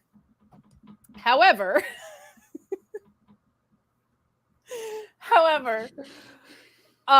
Duke Hudson, you're going to hate this, but it makes wrestling sense. Duke Hudson put control of Chase U on the line for their match at Stand and Deliver. So it was a short segment. It was a well-executed segment from a storytelling standpoint. I can't say it was a good segment because I think the story is bad, but in the architecture of a wrestling segment, it wasn't nearly as bad or long as I thought it was going to be. I hate that Tyler Bates involved in it. That's unforgivable. That sucks. I like that Duke Hudson is going to break out of it. I don't know what they do. Like the only thing that you can do with this segment, since it's Duke Hudson who put the whole thing on the line when he is not actually, you know what I mean? Like he can't do that. Like that's not his thing to do. So he does it on behalf of the, like, hey, I'm going to put your university on the line in this match. Cool. And so that means he's switching sides, like, you know, or or it's a swerve and he's not. And honestly, who the hell cares? Like here's the deal. I want nothing more. Okay. Years ago, on the Raw review with me and Sean, we coined a phrase, the Monday Night Monkey's Paw, where you made a wish for something good, but if it granted that wish, but then gave you something bad in return. So for a while, we were calling it Monday Night Paw because it happened so often. I literally found a sculpture of the monkey's paw from that amazing episode of The Simpsons, and I bought it, and it's supposed to be here tomorrow. I wish I had it to actually hold it up and effectively show you what this is. This is the Tuesday Night Paw. I want nothing more than for Chase U to dissolve and never be a thing anymore. I hate it so much. I always have. I think it sucks. I don't want to watch it anymore. Monkey's Paw, grant me a wish. No more Chase U. And then the hand curls down one finger. And it grants me a wish. Well, Chase U doesn't exist anymore in its original form. Now it's a vessel for the Schism. That's worse. That's worse. Don't do that. That's even worse. I don't want any of that shit. Like, just can no matter who wins, can neither of these factions appear on television ever again? No, Some of the wrestlers can still be on television, but these factions go bye-bye. I hate How them. on earth do you think this is going to have a clean ending? Honest to God. You're better than that. This isn't going to have a clean ending. Well, it's going to, I mean, like, Duke Hudson's going to cheat on, like, or he's going to cost Chase U the match. Whether or not it's going to be obvious that he's helping Schism or whether he's just going to mess it up. And that's going to spiral. The only reason you put the stipulation on the line is because Schism is winning. Because that changes something. Like, you don't do this to have it come out to be the status quo at the end. Oh, I think you do. And I think you get Thea Hale and the Rock's daughter being the representative to settle it once and for all so that Thea Hale can win it for Chase U. I think this ends at a schmoz and they drag this out. And the face you're making is exactly why I think it's true. I mean, yeah, honestly, this would be actually way more clever. Thea Hale's been brainwashed, and there's like a trigger word that they say to her during the match that causes her to lose it and try to claw the eyes out of Andre Chase. They're not going to do that. Nah, they would do something really stupid. Yeah. Cursed monkey paw statue, and all I saw was a bunch of dead monkey hands. There's an episode of The Simpsons where one of the Treehouse of Horror episodes where there's a monkey's paw, with a cursed monkey's paw. You make a wish and it grants you the wish, but also takes away something from you. It's a classic device in old mythos. There is a statue that somebody made on Etsy of the cartoon monkey's paw from that episode of The Simpsons, and I bought it immediately when I saw it. So it's going to be. You should let me know. I have like 8 because I'm such a big Simpsons fan. You are. David Catarl, right? Yep. The Catarl key. Catarl. Oh, and I know the goggles. They do nothing. That's another one to know. Yes, that's a really great one. Honestly, it really is. It's very good. Thank you. It comes with a free Frogurt. Got nothing. That's so good. Is he because Homer buys it from a mystic old Chinese man in a it's a takeoff of Gremlins, where he buys it from a mystic old Chinese man in like some back alley somewhere. It's like, I sell things from the dark arts. I also sell Frogurt. I also sell frozen yogurt, which I call Frogurt. Okay, I'll take this monkey's paw. Ah, you do not want the monkey's paw. It is cursed. But it comes with a free Frogurt. That's good. The Frogurt is also cursed. That's bad. But it comes with your choice of topping. That's good. The top toppings contain potassium benzoate. That's bad. It's really great. It's a great line. It's a fantastic episode. Save it for your Simpsons podcast, Alex. I don't know what you're talking about. Oh wait, no, that's the Krusty doll. Okay, you're right. It is. It's the Krusty doll. It's the same guy he buys the thing from, though. It's the same character. Yeah, so good. Anyway, Luis says, "Can we just reunite British strong style with Dunn and Bate and stop get Bate away from this shit, please?" Tyler Bate is one of the most talented wrestlers in the world. When you factor in his age, it's ridiculous. It's ridiculous how good he is. And the best they've got for him on a show where there's a 5-man North American title match featuring all of these great workers. We're gonna get Duke Hudson though. Bate. We're gonna get Duke Hudson and Tyler Bate, so that'll be good. I don't fucking care about that shit. I don't care about that. You don't, but the people do. The monkey's paw was when they were in Morocco for some reason. Man, I have Mandela affected myself. We got chats to get through, okay? Man, it's so weird. Tom LaValle says, "Unforgivable. Give me some waffle fries for free." I don't know that. Oh, Jambeard says, "Schism you. They'll teach the dark arts." Albert Ponce says, "Can Andrew, I believe it means Andre, put a Division I school on the line in a match? Does Schism inherit all the scholarships? Tune in live on an all-new NXT Tuesday Live. LOL." Yep, agreed. Well, Duke Hudson did. You're true, but I guess Andre had to have agreed to it, right? He was kind of looking at him like, what the HE double hockey sticks are you doing? Yeah. So we'll see. Well, I'll see where it goes because you're not gonna watch it.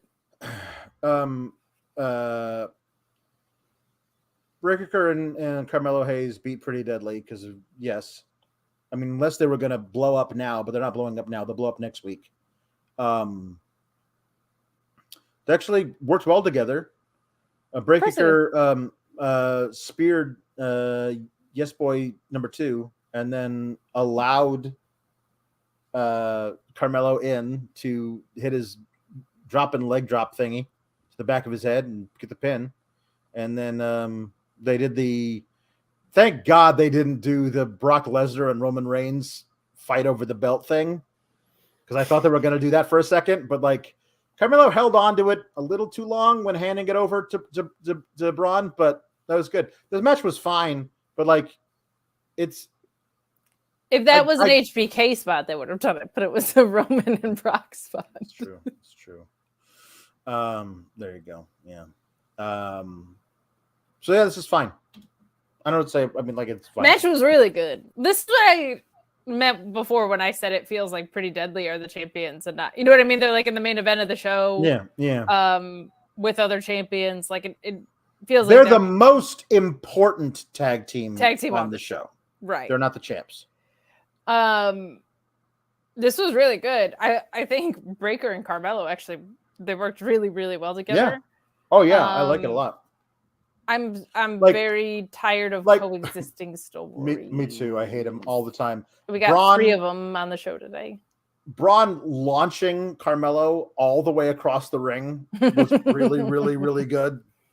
I like that a lot. Like we have that story. We have Potato Paxley and Ivy Nile, and we have the women's tag championships, which are a coexist storyline. Yep. That's like 3 out of 5 things that we got today. Yep. And kind of Duke Hudson can't really coexist with, like we're going down that route. So get a story. That's different. Do that. Please do that. Jambeard saying that Kate went Tanya Harding on Stevie. Because someone in chat said that Stevie posted a picture of herself in a knee brace, which sucks for Stevie Turner. Did you do that? I had nothing to do with that. Today, on a day when I'm so nice, I would never. Yeah. But I am saying, back off my territory. There you go. I know where the NXT parking lot is. That's all I'm saying. Tom LaValle says, wait, Speedball versus Tanahashi on Impact next Thursday? What? It is a crazy time to be a wrestling fan. On Impact next Thursday, where you can watch a review show after me and Reg's ROH show on the same exact stream? Mm-hmm. Yep. That Impact. Orion Ben 666 says, congrats on the nice Tuesday, Alex and Kate. And tonight confirms that Sean and NXT got spies up in here. They really do. Up in here?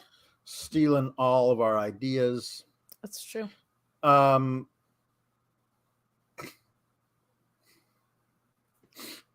don't know how to say that.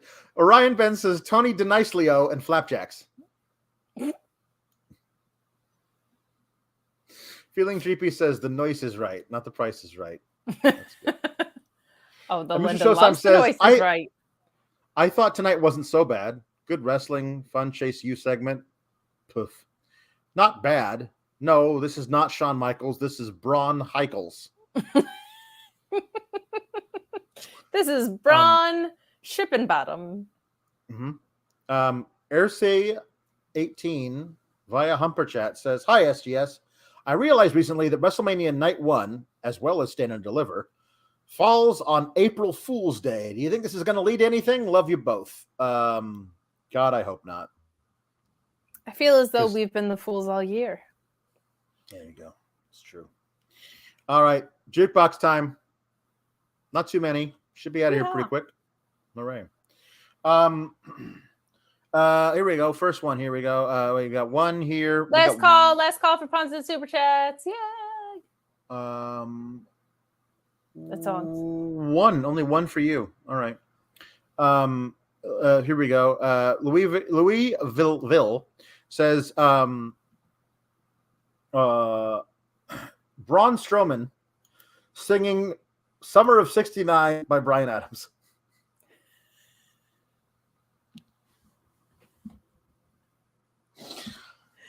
I love this song. It's the funniest part about the song is that Bryan Adams in the summer of 1969 was 11 years old, and he talks about how I'm standing on your mama's porch. You told me that it lasts for it. You're 11. Okay. Here we go. He was talking about this game of Manhunt. It's true. I got my first real 6-string. Bought it to 5 a dime. Played it till my fingers bled. Was the summer of school. Had a band and we tried real hard. Jimmy quit. Jody got married. I should have known we'd never get far. When I look back now, that summer seemed to last forever. And if I had the choice, yeah, I'd always want to be there. Those were the best days of my life. Get these hairs. There were 369 people watching a second ago. 300 and noise. We got another request for you that just came in. On the nicest day of the year. I know it's just so bad. Make you work. No, because did you see what it was? I know. We're gonna make you work. Right. So I got some good ones here. All right. And if you missed Mustafa Ali singing a doctored version of The Reason by Hoopastank, Ryan Ben wants Nathan Frazier to sing The Reason by Hoopastank in honor of Mustafa Ali. Here we go. All right. Come on. Sometimes these things... Here we go. They take forever. But if you don't take forever, Bluechew.com, code Fightful. All right. See if my internet gets better in a second. There we go. Do you want... Oh, I'm not a perfect person. There's many things I wish I didn't do. But I'll continue learning. I've never meant to do those things to you. And so I have to say before I go that I just want you to know I found a reason for me to change who I used to be. A reason to start over new And the reason is you. And Bob's your uncle. And the reason is you. And the reason is you. Okay, here's the first one for you. Force of Will wants Kate, because we know you believe in Joe Hendry, want Tiffany Stratton singing Edge's Bitch. I will do so right after I.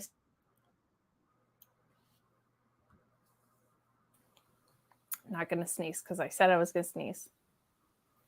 By the way, I do believe in Joe Hendry. Chelsea says, Matt, can you come to bed? No, I'd rather play with my figures instead. She said, can we be romantic and do things we enjoy? No, me and Brian Myers better save these old toys.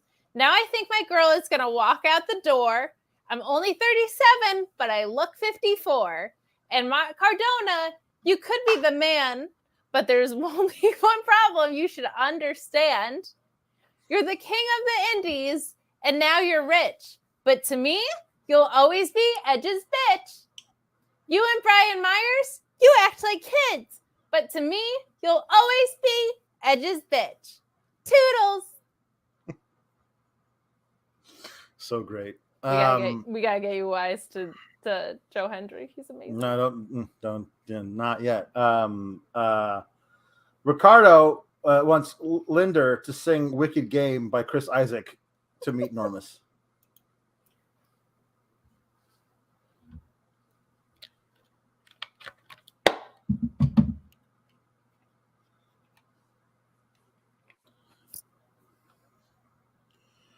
The world was on fire, and no one could save me but you. It's strange what desire will make foolish people do.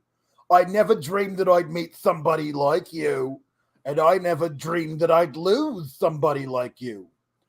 No, I don't want to fall in love. This world's only going to break your heart. No, I don't want to fall in love. This world's only going to break your heart with you.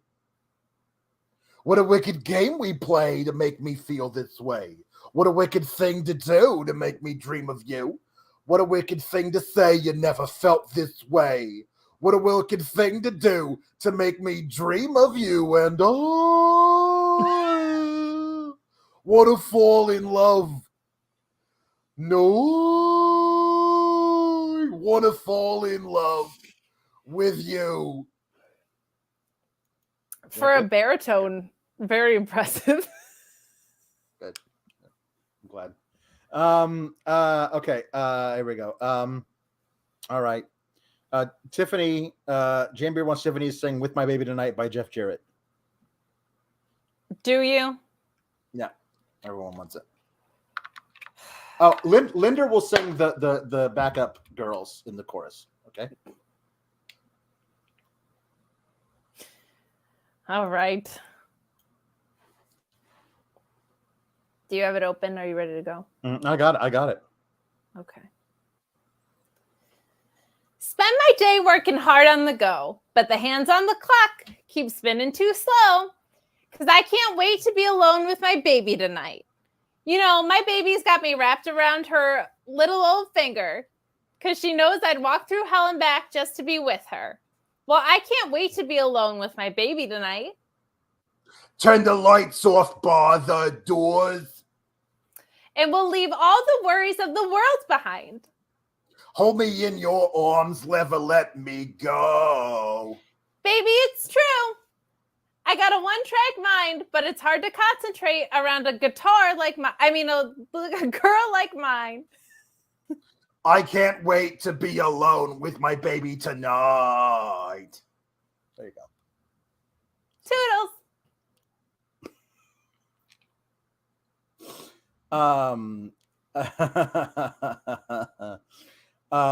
Okay, so here we go. Meet Normus says, can the Linder sing "You Ought to Know" by Alanis Morissette, dedicated to Meet Normus? Kate, still working with Smart Mark on a settlement suing Fake Kate. So thank you. Mm-hmm. Cute. Here we go.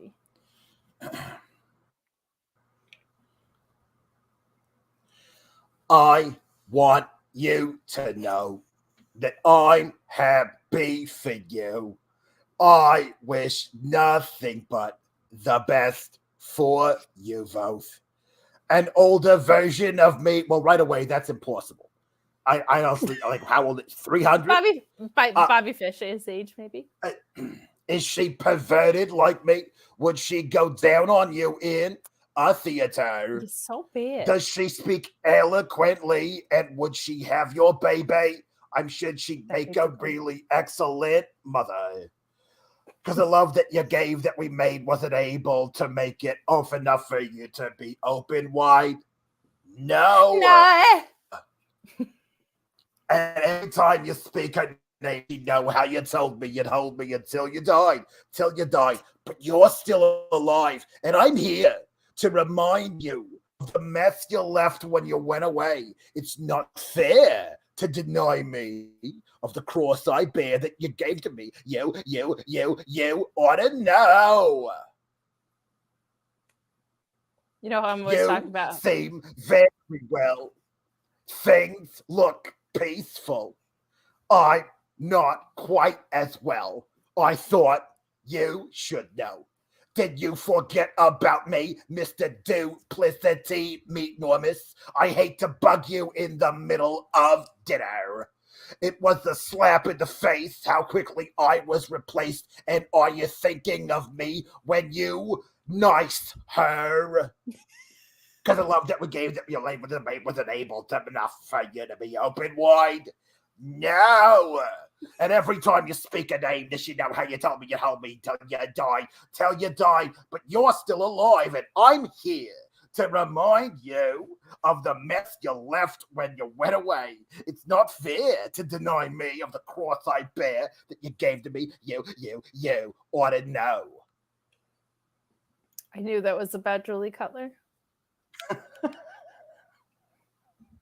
And finally, something about make a really excellent mother, and Linda voice was a male. Mother killed me. Yep, there we go. Yep.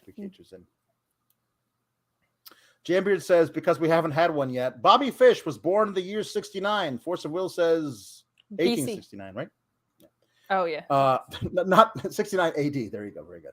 Michael Branson says, spent my breaks today refreshing Kate's follows. So nice. So nice of Michael Branson. Michael Branson's a 12-month member. Last one, everybody. Feeling Dreepy says, wants Axiom and Nathan Frazier doing a duet of Virtual Insanity by Jamiroquai. Good luck. And who doesn't? Of course. Mm-hmm. Yeah, it's a wonder man can eat it all when things are big that should be small. Who could tell what magic spells will be doing for us? And I'm giving all my love to this world only to be told I can't see, I can't breathe. No more will we be, and nothing's going to change the way we live, because we can always take but never give. And now things are changing for the worse, see? Whoa, it's a crazy world we're living in, and I just can't see that half of us immersed in sin is all we have to give these. Kate,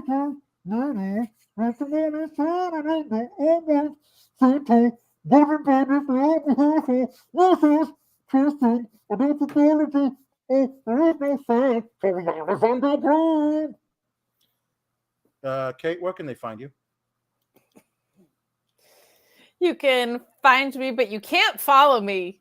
We're staying at 6969 people, but you can follow me at Miss Kate Fabe on Twitter. You can also find me Monday nights on Fightful Select with Alex Pulowski, Tuesdays right here on the main channel doing the NXT post show. Obviously, Wednesdays at the Mark Order podcast, Thursdays doing the ROH post show, handing it off to the Impact stream.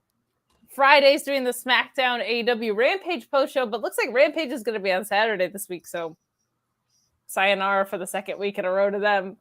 And of course, the Excite Wrestling commentary desk whenever I'm able to make it up to the old Binghamton, New York. So that's where I am all the time. Also, on Friday at noon Eastern, we decided it's been a long string of really bad movies. It has been a long string of really bad movies. The whole point of Get the Flick Out of Here was to make a decision. Like, watch something Keep that quick. was weird, off the wall, kind of zany, and decide whether or not the zaniness made us want to keep the flick in or get the flick out of here, right? And we've been doing now for weeks and weeks and weeks straight. Obvious, get the flick out of here. Well, except for Velocipaster, which was great. Well, yes, but that was a really bad movie on purpose. Correct, yeah. I thought, let's find a zany one that coincidentally both of us believe we must have seen at some point in our lives, but neither of us can remember having seen. That is zany, wacky, off the wall, but universally beloved. And let's see if it holds up now 33 years later. Or wait, I don't know how to do math. 37 years later. 37 years later. The name of this movie is Big Trouble in Little China. Featuring Kim Cattrall and some other people. Kurt Russell in this movie is the world's first podcast bro. It is incredible that I can't remember having seen it, even though I know I have, but I can't remember having seen it. So I'm very, very excited to share with you this movie. So far, I'm only like 20 minutes into it. It's great, and I'm really excited to see more of it. Good. And to talk about it with everybody. Noon Eastern on over there, so that'll be great. What is this? Oh, yes, I've heard of this. Jamie says, next, get the fuck out of here. Repo, a genetic opera. It's a very odd musical gore movie. Well, gore is not going to work out. Not going to work out for Kate. Next week, we'll tell you this right now. Next week is the Super Mario Brothers movie from 1993 with Bob Hoskins and John Leguizamo and Dennis Hopper. To celebrate the release of the new Mario movie, let's watch one next week that is not at all good. So back to the bad stuff next week. This week is Big Trouble in Little China. Oh, Big Trouble in Little China is CM Punk's favorite movie. And ergo it is mine. And no. All right, everybody. We'll see you later at some point. I don't know when, but yeah, I don't know. Like, I don't know what to say about any of this. Everything sucks. Everything sucks. Oh, and also keep cool, gabagools.